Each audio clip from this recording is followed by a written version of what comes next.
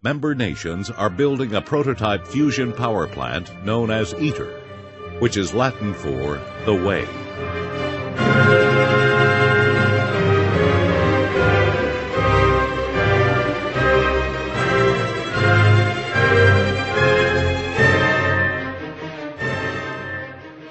The objective is to understand the properties of matter undergoing intense fusion reactions and to serve as a test bed for future fusion power-producing reactors.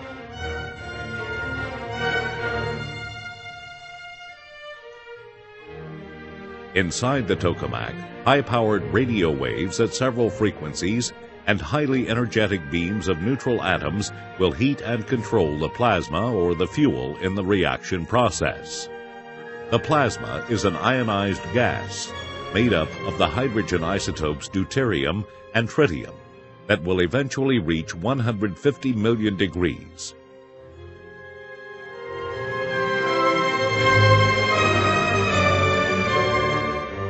After the plasma has reached a sufficient density, it is further heated by injecting extremely high-velocity neutral deuterium atoms.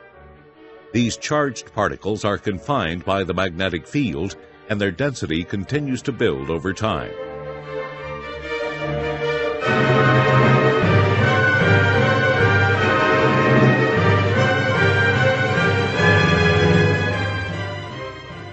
As the beam particles collide with the lower energy plasma particles, they transfer energy to the plasma, thereby heating it and driving current.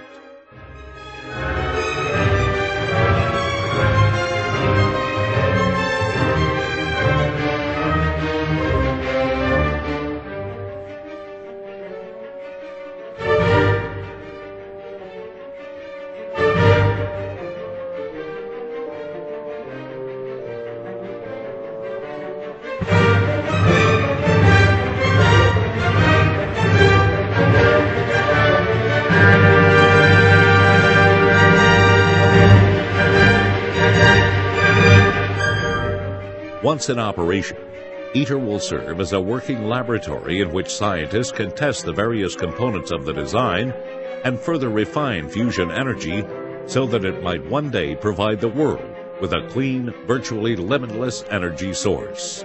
In this video, C.3, we're going to look at how fusion reactions are a promising energy source as the fuel is inexpensive and abundant and there's no radioactive waste produced.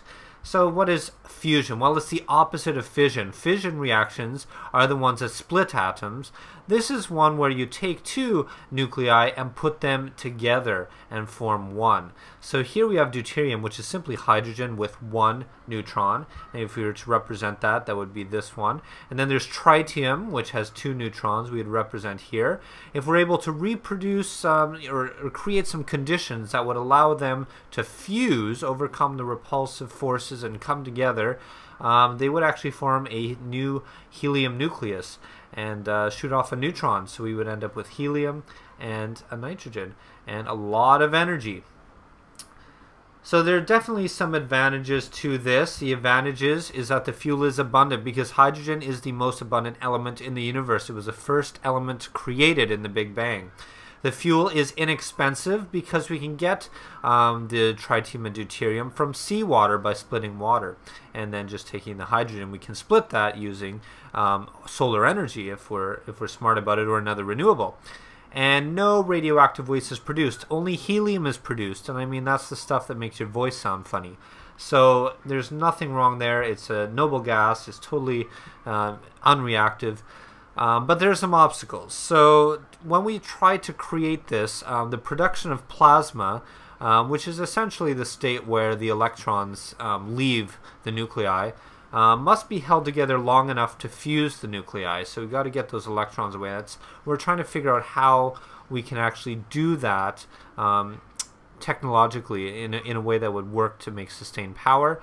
And then we have to look at the profit, making sure that we're producing enough energy that all of our inputs are actually profitable.